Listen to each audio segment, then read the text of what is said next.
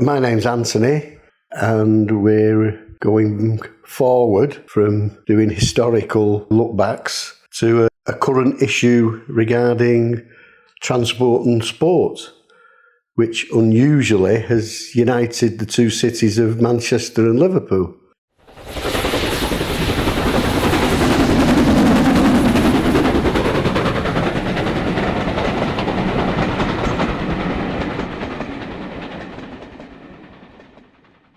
This is regarding the FA Cup semi-final, which the FA in the wisdom decided to put on the Easter bank holiday weekend.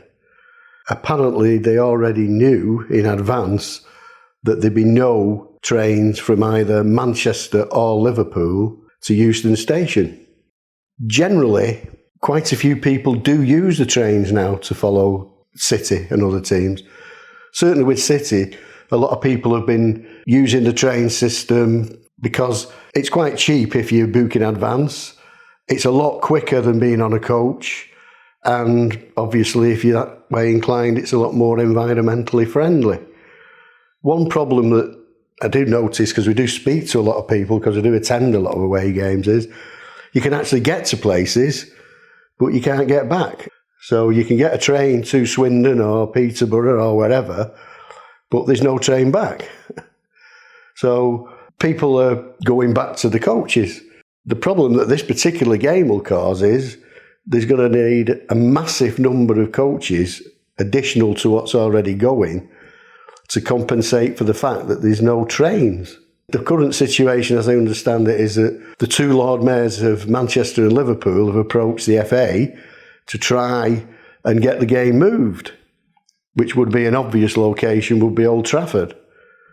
But I doubt very much, looking at the internal politics and the monetary issues it might cause the FA, that they would go for that. What seems apparent is it's another case of the football fan never really gets considered when TV companies are scheduling games.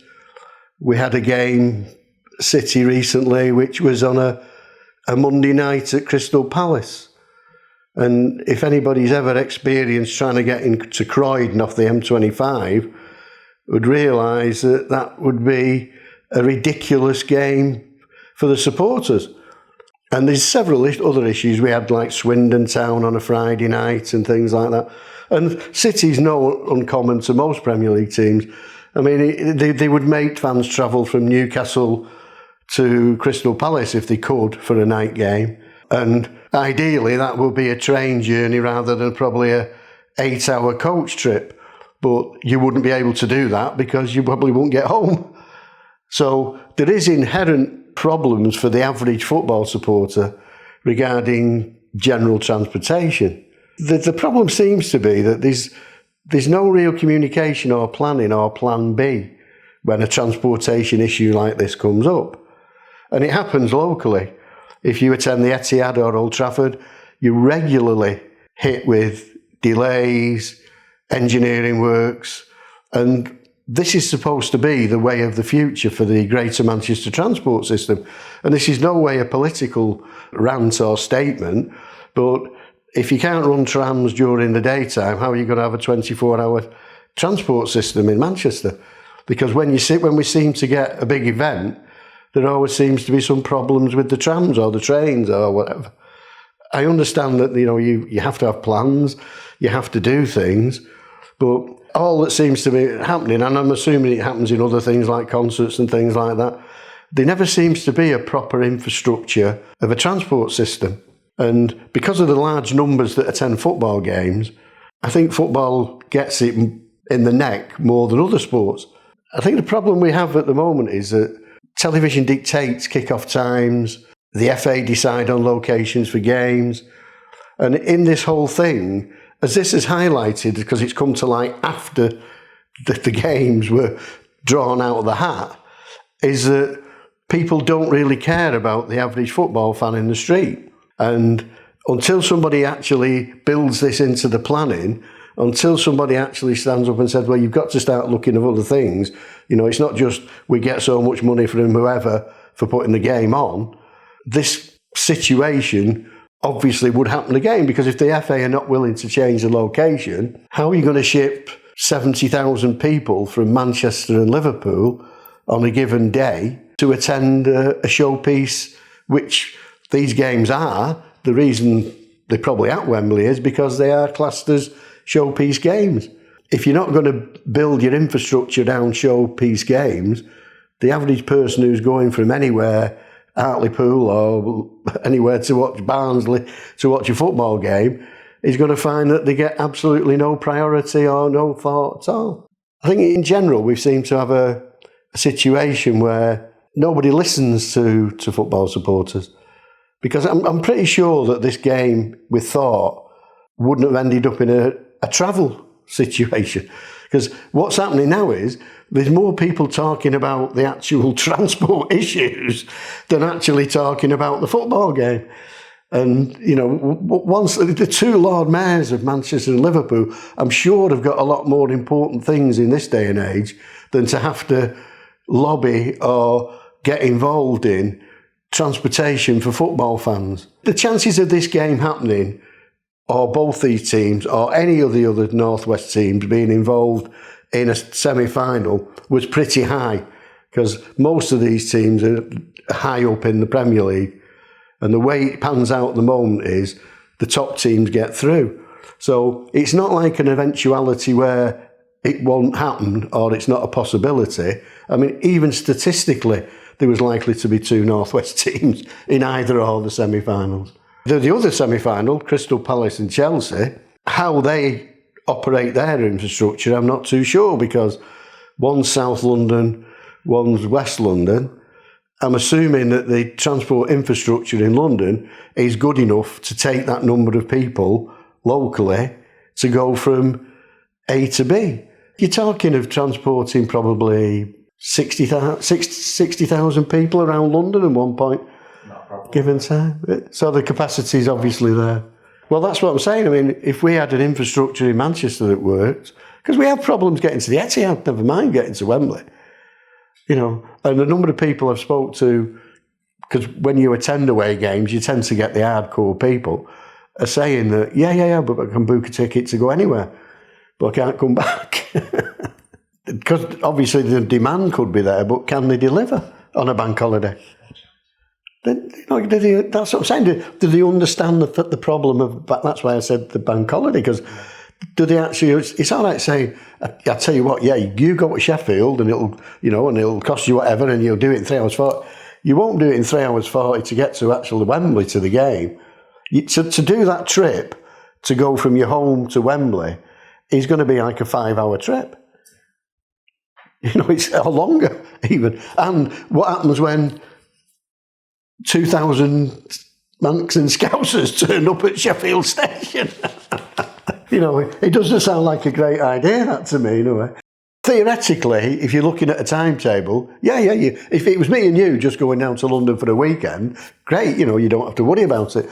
But when you've got another 5,000 people from two different cities wanting to do the same thing, are they going to put the infrastructure in to do it? Because I would think those trains are probably pretty much booked up now anyway, in advance, because they tend to do these daft things. They're necessary, I understand that, but they like to do bank holidays and weekends and stuff like that, and when it doesn't affect people's travel. But obviously in this case, it's a major issue in respect of, it might not be major to non-football supporters, but to me it's just another, you know, in consideration that, you know, you get there anyway. You know, if you want to go, you'll go. But that motorway with coaches, you're talking hundreds of coaches, literally hundreds of coaches. And you get two big gangs of Manx and Liverpool fans in the service station. Well, I hope they've got plenty of police, because I 100% guarantee that it'll kick off. It'll kick off anyway. But they're just chunneling people down a... You know, in the next minute, you get some idiot on the radio going about the environment. So this is putting like 100 extra coaches on the diesel coaches on the road, driving up and down the motorway. And all of a sudden, everybody's going, oh, we don't want this, we don't need that. We've got signs on the end of the street for whatever. And yet people are, quite able, well, for this weekend, we'll let you run all these coaches with all this diesel, puffing out and stuff. I'd like to think that we, in this day and age of information and internet, that they'd be a bit more professional in a way, where they'd have somebody who could actually say, well, don't put that out because it's not going to work, rather than, oh yeah, that's all right, just tell them to get to Sheffield. The actual length of time to do this journey, you're talking 6 hours plus, aren't you? You're not going to do it. There's no way in this world you're going to do that. Well, that's another thing to take into consideration, isn't it? Which, you could add in, that the cost options now are, at $1.50 a litre, to drive to London and back. And bearing in mind, because of the number, and I'll tell you now, some people won't get off that car park at Wembley for an hour and a half to 2 hours. Because it's bad with just the volume of cars and coaches now. So imagine when you virtually double that. They haven't got the infrastructure for parking for that type of stuff. Even though it caters for X number of coaches and cars and stuff, but you're now virtually doubling, because there's no other way of getting there. The rail alternative is not going to be an option to most people. So you either get on a coach or drive. And when you hit that Wembley area, I'll tell you now, you don't get on and off the car park at Wembley too quick. A lot of people who are not involved in this will go, well, what are you whinging about? You can go from Sheffield, or you can go from Chesterfield, or you can go from Stafford and not that half these people would know where a lot of these places were, but oh yeah, you can do this. In reality, you can't, can you? Yeah, because years ago, everybody went on dedicated trains to, if you go to Wolverhampton, it took you to Wolverhampton. It actually took you to the station, and then obviously the police were waiting for you and all this type of thing. But nearly every away game I've been to has been on in sort of the 70s, was a dedicated football special. Generally, there were trains that were probably past the sell-by date carriage-wise, and they didn't mind if they get vandalised. It wasn't a pleasant experience, but at least you could actually turn up at Piccadilly Station and buy a football special ticket to wherever your team was playing. I know United fans did it. I'm assuming all the other supporters in the country were able to do it. It was a method, I suppose, of ensuring that you could control larger numbers of supporters who were going to games. I believe they don't run them now. They were what they were in the actual point of time, because a lot of people didn't have their own transport, and there wasn't a lot of people who travelled by bus or coach, and they were quite cheap. A lot cheaper. It was a standard price. It was a lot cheaper to travel from Manchester to Euston on a football special than it was to go on what at the time was probably the old Pullman service. If you tried to put 200, 300, 400 football supporters on a Pullman service to London, I probably think it would probably would have got there, to be honest with you. But in the advent now, it only takes 220 to get to London. I mean, surely maybe that's something that they should explore a little bit more. But again, I suppose with staffing and different things, it might not be viable. But certainly in the halcyon days of football supporters travelling en masse, it was probably relatively cheap, not very pleasant, but when you got back to the station, you was put on a train straight back. You didn't stop anywhere. In retrospect, I suppose it was an ideal way of getting football supporters, and I suppose any other supporters, if you could do it, from A to B. You would never consider getting a service train because you'd be paying double or treble. I mean, I can't remember exactly. I can actually probably find out if I look at some old programmes. But you're probably talking like £2.20 to London or something ridiculous, on a football special. And Portsmouth and places, you can go to Portsmouth for In fact, I'm pretty sure I've got programmes with that on, with the actual next away game, football special. And it was something like, and this is how far back it's going, £2, 2 and 6 to go to Southampton or something. You know, they were, you know, in retrospect, cheap and relatively efficient, to be honest. I don't remember any of them getting cancelled or whatever, because they were, like you say, they were the dedicated train to go from A to B.